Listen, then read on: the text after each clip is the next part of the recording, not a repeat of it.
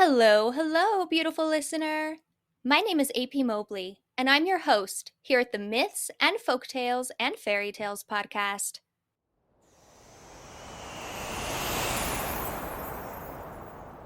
I'm also the author of dark fantasy inspired by mythology, so if you ever wanted to check out my books, I'd really appreciate it.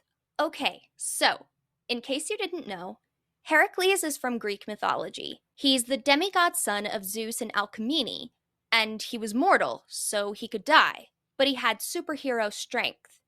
His story is probably one of the most iconic in all of Greek mythology, and there's definitely a reason I put his episode first in this The Stories That Shaped Me section of the podcast. That reason being, Heracles is the first story that really got me interested in mythology. One of my very earliest memories, I'm talking when I was probably 3 or 4 years old, was watching Disney's Hercules with my cousins. I remember it was in my parents' first house with the green shag carpet. I was sitting on their old gray couch, sandwiched between my cousins, and we were totally enthralled with Hercules and Megara's story. I watched Hercules countless times after that, too. Needless to say, that VHS tape got a lot of use. And I loved the animated prequel series where Hercules is in school and is learning how to be a hero, too. I still watch Hercules at least once a year. My house is riddled with Megara knickknacks, and my partner and I even dressed up as Meg and Herc for Halloween one year. Basically, if someone asked me what my favorite Disney movie is now that I'm an adult, I'd most likely say it's Hercules. Of course, though, Disney's Hercules is not accurate to the original Greek myth. I was made aware of that fact just a few years after first seeing the movie. My mom, who's a teacher, took me to the library almost every weekend in the summer. And one day, when I found a watered down, illustrated version of the original Heracles myth in the children's section of the library, I was dead set on reading it. My mom checked out the book for me, and I was shocked to discover that the original story was so different from the Disney movie. But I also loved and appreciated the original story as much as I did the Disney interpretation. I should probably warn you that I'm not one of those mythology enthusiasts who thinks retellings have to be 100% accurate to at least one version of the myth that was written down within a specific time period. Although I do love those accurate retellings too. But speaking of inaccurate retellings, I'm actually writing a novel right now, the first in a potential series that Gabrielle Ragusi is illustrating. So it's an illustrated novel. The book is an adult reimagining of a Greek myth, and it's kind of like Disney's Hercules in the sense that it deviates from the original story. It's definitely its own thing. But without further ado, let's get into the Greek myth of Heracles. I apologize in advance for any names I might horribly mispronounce. First off, Heracles' mother, Alcmene, is a granddaughter of Perseus and Andromeda, and she's also a princess who's married to Amphitryon. Zeus, the king of the gods, disguises himself as Alcmene's husband and seduces her, which, gross. But that's how she becomes pregnant with Heracles by Zeus. Later on, right before Heracles is supposed to be born, there's this assembly of the gods. And Zeus knows that Heracles is about to be born, mind you, and he declares that the child born on that day to the house of Perseus will rule over everyone else in the house. Hera, Zeus's wife and the goddess of marriage and childbirth, figures out pretty quickly that Zeus is saying this to benefit his illegitimate child with Alcmene. In her jealousy, Hera actually stalls Heracles' birth so that his cousin Eurystheus is born first. And since Eurystheus does end up being born first, he's technically in charge of the house of Perseus, including Heracles. And this part of the story becomes pretty important later on. After Heracles is born, Alcmene is understandably worried that Hera is going to come after him, as the goddess often does with Zeus's illegitimate children. So Alcmene has a servant abandon Heracles in a field, hoping that Hera won't be able to figure out his identity that way. And pretty soon, as he's crying in this field, Hera, and also Heracles' half-sister Athena, goddess of wisdom, they hear his screaming, and they go to him. Hera doesn't know who he is, and she even goes so far as to try and nurse him. But due to his superhuman strength, he hurts her, and she throws him to the ground. Athena, however, picks him up and returns him to his mother, and Alcmene takes him back. As it turns out, though, Alcmene is right to fear for the safety of Heracles, because one night, as he's sleeping in his cradle, Hera sends two venomous snakes to bite him. But Heracles, with that superhuman strength of his, kills the snakes. Alcmene's husband, Amphitryon, is amazed by this show of strength, and he decides to take Heracles under his wing and prepare him for the future. So, as Heracles is growing up, he has these teachers that Amphitryon hired, and he's learning all sorts of stuff. He learns how to use weapons, how to fight with his hands, how to ride a chariot, how to read, how to write, how to play music, all that good stuff. Heracles is really sensitive, though, and he doesn't take criticism well. And so, when his reading slash writing slash music teacher, Linus, a son of Apollo, talks to him harshly during his studies, he kills the guy. Of course, you can't just kill your teachers with no consequences, even if you are a super strong child of Zeus. And so Amphitryon sends Heracles away to the country. Heracles finishes growing up there, and by the time he reaches adulthood, he's known as the strongest person in all of Greece. Pretty soon, Heracles starts to ask himself the kind of questions we all ask ourselves as young adults, like what our purpose is, what we should do with our lives, etc. And he goes into the forest to do some soul searching. While he's there, he meets two beautiful women, one of them vice and one of them virtue, and he has to pick between them. Vice promises to make his life super easy and full of pleasure if he picks her, while virtue says that even though she can't promise him an easy life, she can promise that he'll always have a clear conscience if he picks her. In the end, our hero picks virtue, and I think that's part of the reason why his life becomes so difficult and so miserable. Some more time passes, and Heracles marries the princess Megara, and they have kids. Heracles' fame as a hero also spreads far and wide, and his cousin Eurystheus, who's now a king, is pretty irritated by how much people look up to him. Eurystheus goes so far as to assert his authority over Heracles, because remember, he is technically in charge of all in the house of Perseus, and he calls on Heracles to perform 10 labors for him. Heracles doesn't want to take orders from Eurystheus, though, even though everyone is telling him he has to, even Zeus. He goes to an oracle to see if he can possibly get out of this servitude, and the oracle reports that only after he finishes the 10 labors for Eurystheus will he be liberated. Heracles is understandably upset about this turn of events. He goes home to his wife and kids, and things only get worse from there. Hera, still hell-bent on tormenting Heracles, makes him temporarily lose his mind. While he's suffering from a bout of insanity, he murders his children, and in some versions of the story, he kills his wife Megara too. When he finally comes out of it, he's totally heartbroken. He can't believe what he's done.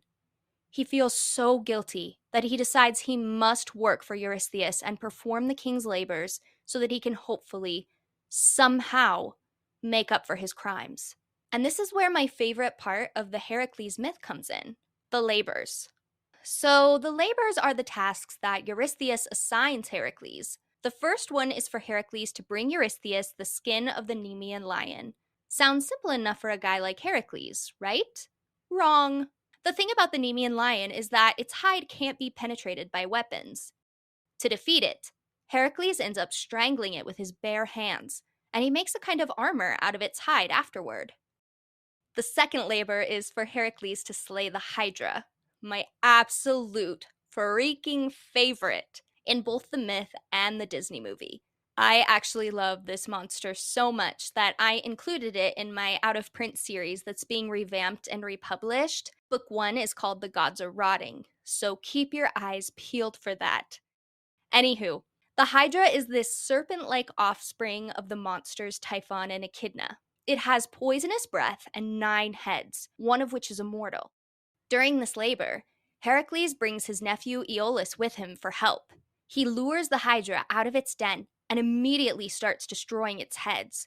But each time he destroys one head, either one or two, depending on the source, grow back. Once he figures this out, he tries wrestling the Hydra instead, but a giant crab shows up. Some sources say Hera sent it. Surprise, surprise. And the crab starts biting his feet. He kills the crab and then calls Aeolus to help him. Aeolus starts a fire, and Heracles starts cutting off the Hydra's heads again. And before each stump can grow more heads, he uses the fire to cauterize them. This works. The heads can't grow back. And then all that's left is to take care of the immortal head. Naturally, he chops it off and buries it on the side of the road, as one does. Then he dips his arrows in the Hydra's poisonous blood, which becomes an important detail throughout the rest of the story. The third labor is for Heracles to bring the horned hind alive to Eurystheus' kingdom. The horned hind is this large female deer with gold antlers and bronze hoofs, and it's sacred to Artemis, the goddess of the moon and hunt. Heracles does have to wound the deer to catch it, and Artemis is not happy about this, but she does allow him to take it to Eurystheus alive in the end. The fourth labor is for Heracles to bring the I cannot pronounce this, Erymanthian? Erymanthian.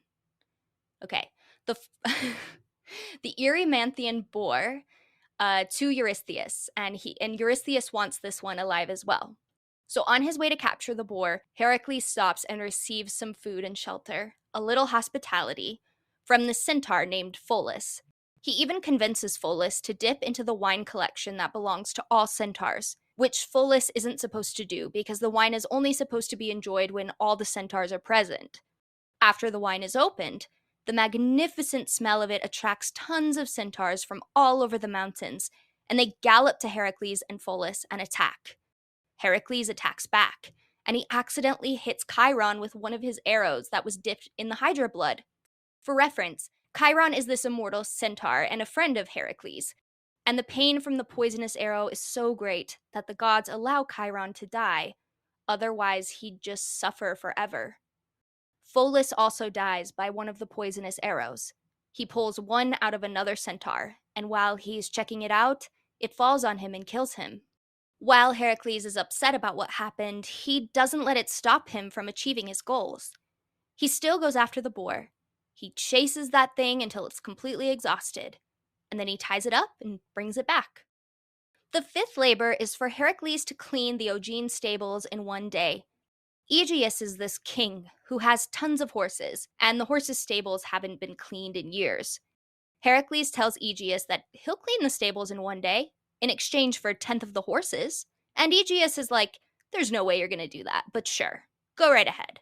And Aegeus says this right in front of his son, Phyleus. Remember that because it's important in a second here. Anyway, Heracles has a plan on how to clean the stables. There's these rivers by the palace, and Heracles digs a trench to redirect the water through the stables.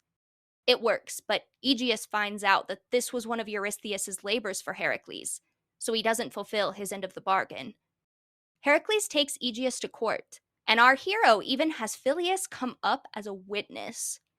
Aegeus gets so angry, he doesn't even wait for the verdict. He just banishes Heracles and Phyleus. The sixth labor is another one of my favorites, second only to the Hydra, which is why I featured it in my debut novel, The Helm of Darkness. Basically, Heracles is supposed to get rid of these big old birds called the Stymphalian birds. Again, sounds easy enough for a guy like Heracles, except the birds aren't just big. They have sharp, metallic wings, and they can shoot their feathers like arrows. Not only that, but their beaks are bronze, and they have poisonous dung. Athena gives Heracles these clappers that Hephaestus, the blacksmith of the gods, made, and Heracles rattles the clappers, and the sound drives the Stymphalian birds out of their nests. And as they're flying through the sky, he shoots them with his poisonous arrows. Some of them die, and the ones that do escape don't come back.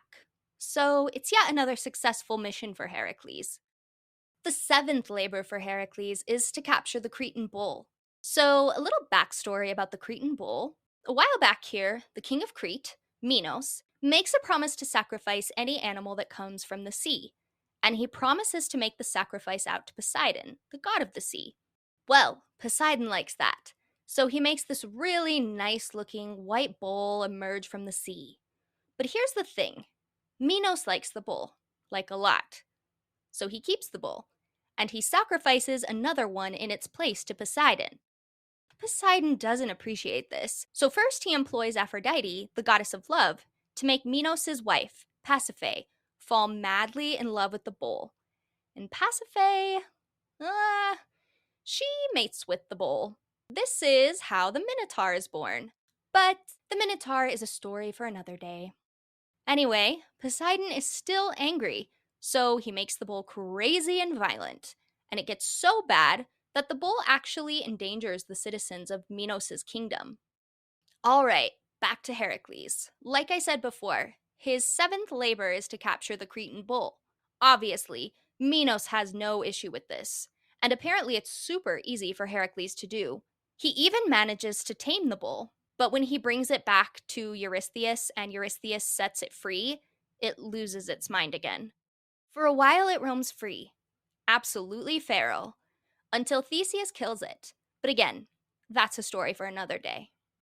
And now we're on to the eighth labor. This time, Heracles is tasked with bringing Eurystheus the man-eating mares of Thrace. The horses belong to this son of Ares. His name's Diomedes. And Diomedes is the king of Thrace. And anyone who enters his territory is fed to his man-eating horses. Yikes, what a fate. So the first thing Heracles does when he reaches Thrace is he feeds Diomedes to his own horses. And all of a sudden, the animals are totally calm and cool, for whatever reason. So while Heracles is fighting the subject of Diomedes, since, he just murdered their king, he lets one of his lovers, Abderus, a son of Hermes, be in charge of the horses for a while. But after Heracles drives the angry mob away, he comes back to find that Abderus has been eaten by the horses. In his grief, he gives Abderus a good funeral, and he builds a city for the guy and names it after him. And when Heracles finally makes it back to Eurystheus with the mares of Thrace, Eurystheus sets them free on Mount Olympus. This is when Heracles joins the Argonauts. Yep, he goes on a little side quest, this time to help get the legendary Golden Fleece, no big deal. But while he's on this trip, he gets left behind on an island. This is when he starts his ninth labor, which is to bring Eurystheus the girdle of Hippolyte. In case you don't know, Hippolyte is an Amazon. In fact, she's queen of the flippin' Amazons. Side note, does anyone else here love Wonder Woman? You better, because she is the coolest. Anyway, back to business. Heracles has to retrieve the girdle of the queen of the Amazons. They're this group of super strong war women who live in a place called the Myskera, and they're the daughters of Ares. Ares is actually the one who gifted Hippolyte the girdle Heracles is supposed to retrieve, and it's always on her person. Heracles knows from the beginning that this isn't going to be an easy labor, so he employs some backup in case things go awry. They all go to the Myskera, and Hippolyte immediately takes a liking to Heracles and is willing to hand over the girdle no problem. But of course, Hera can't have that. The queen of the gods disguises herself as an Amazon and spreads a rumor that Heracles is going to kidnap Hippolyte. A battle breaks out between the Amazons and Heracles and his men. Lots of people die in the conflict, and Heracles kidnaps Hippolyte's sister. He tells Hippolyte he'll give her sister back if she gives him the girdle, and they make the exchange. On Heracles' way back, he takes another little side quest. He stops at Troy, where Apollo, god of sunlight, and Poseidon, god of the sea, were recently serving a punishment given to them by Zeus. You see, Apollo and Poseidon, along with Hera and Athena, tried to overthrow Zeus a little while back because they were sick of his crap. They were done with it. Really, I don't blame them. Needless to say, the coup wasn't successful, and Zeus condemned Apollo and Poseidon to build the walls of Troy, while Hera hung from the sky by golden chains, and Athena basically just got away with it because she's daddy's favorite little girl. Back to Apollo and Poseidon's punishment, they had to build these walls for Troy, right? And once they finished, they were supposed to receive an award from the king of Troy, right? Well, after they finished, the king didn't give them their reward. Big yikes. This infuriated them, obviously, and Apollo sent a plague to the city, while Poseidon flooded it. And in the waters Poseidon used to flood the city, there was this sea monster called the Trojan Cetus. And the Trojan Cetus was terrorizing the people of Troy. So, the king of Troy visited this oracle to find out what he needed to do to appease Apollo and Poseidon. And the oracle said he needed to sacrifice his daughter, Hesione, to the Trojan Cetus to do so. Sounds a bit extreme, considering Hesione wasn't the one who went back on her word, but whatever. The king prepares to sacrifice his daughter. He has her chained to a rock and everything. And this is when Heracles shows up. The king is relieved. He's heard of Heracles' great deeds and amazing strength, and he asks Heracles to please save Hesione and slay the Trojan Cetus. In return, the king offers Heracles a reward, some horses the king's grandfather had received from Zeus years ago. Heracles agrees to this. He slays the sea monster and saves Hesione. But wait. The king doesn't hold up his end of the agreement. He doesn't give Heracles the horses, and why? This guy makes me so mad.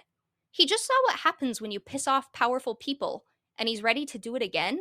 When Heracles just saved his daughter's life? You'd think he'd learn his lesson, but I guess not. Heracles swears to get vengeance on the king at a later date, but for now he leaves Troy to give the girdle of the Queen of the Amazons to Eurystheus. The 10th labor for Heracles is to capture the oxen of Geryon. Geryon is a giant who has 3 bodies all fused together. He's got 3 heads, 3 pairs of hands, and 3 pairs of feet, and I imagine it's hard for him to get around.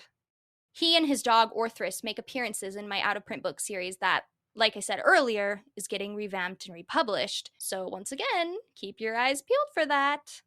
Geryon's oxen that Heracles has to capture are guarded by another giant, Geryon's brother, and the 2-headed, snake-tailed dog Orthrus that I mentioned, who, like the Hydra, is the spawn of Typhon and Echidna. After Heracles reaches the herd of oxen, he slays Geryon's brother and the dog. But as he's leading the oxen away, Geryon shows up. Heracles kills Geryon too, and when he finally delivers the oxen to Eurystheus, Eurystheus sacrifices the herd to Hera. I think it's important to note that some sources say this is also the labor in which Heracles erected the Pillars of Heracles, or the Strait of Gibraltar, if that's how you say it. Which makes sense to me, because this was supposed to be his final labor. Alright, so at this point, Heracles has served his 10 labors. He thinks he's done with taking orders from Eurystheus, except Eurystheus says that 2 of the labors don't count. He says that since Heracles had Aeolus's help in slaying the Hydra, that one doesn't count. And since Heracles was hired to clean the Augean stables, that one doesn't count either. Because of this, Heracles has got to perform 2 more labors for the guy. The 11th labor for Heracles is to bring Eurystheus the golden apples of Hesperides.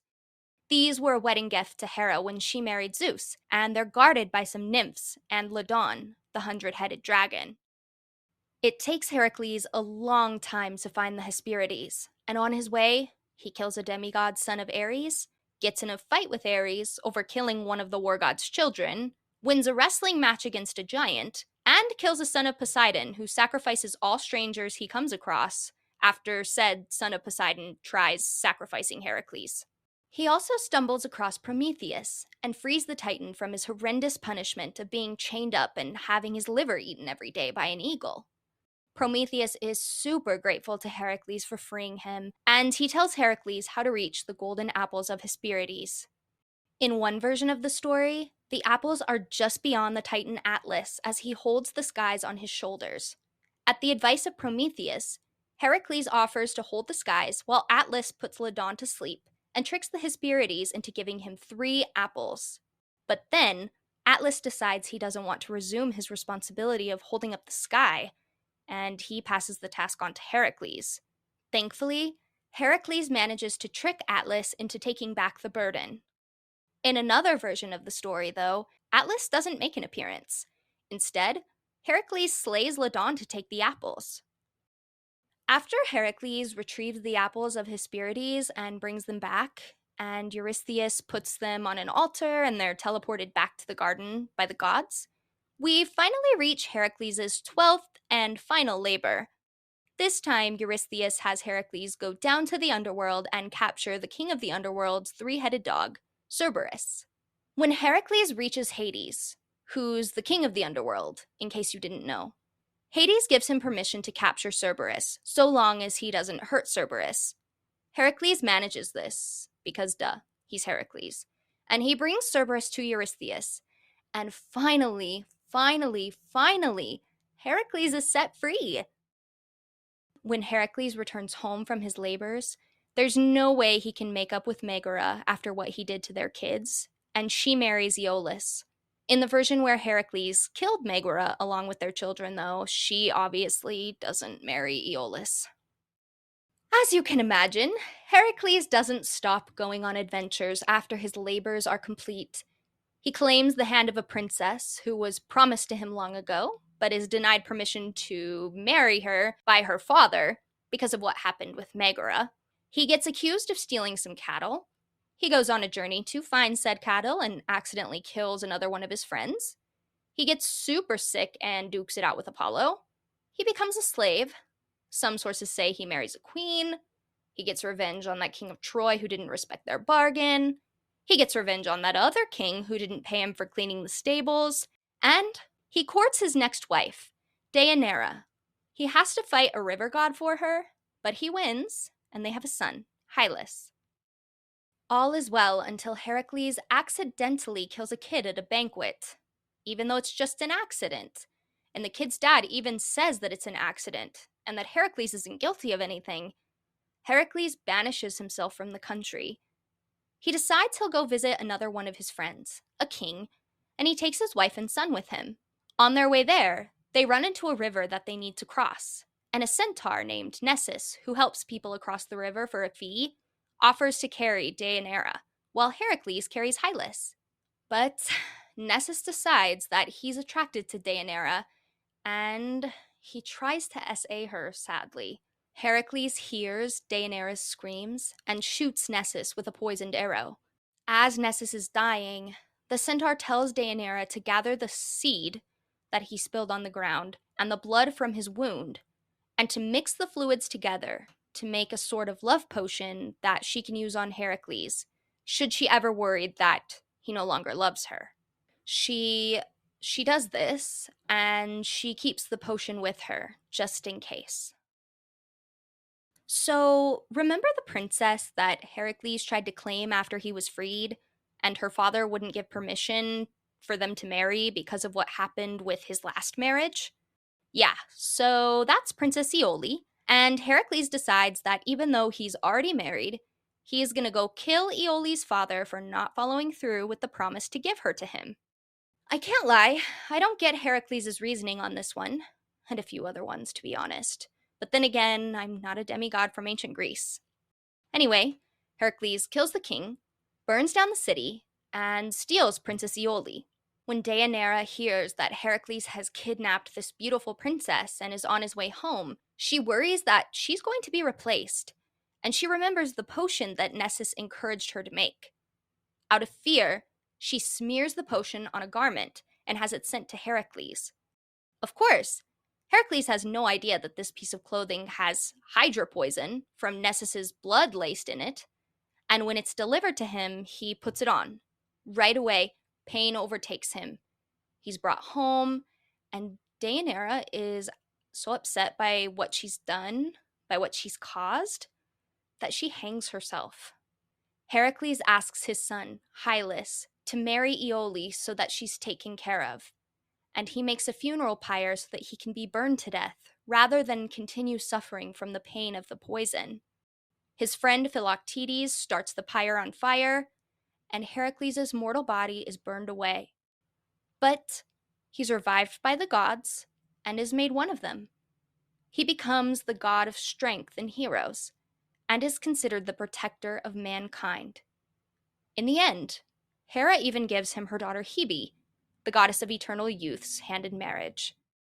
So, in some ways, I guess it's a happy ending? For Heracles, at least. Not for the people he accidentally killed. Thank you so much for listening to the story of Heracles. And stay tuned for the next story that shaped me, The Fairy Tale of Aladdin. I'll see you next time.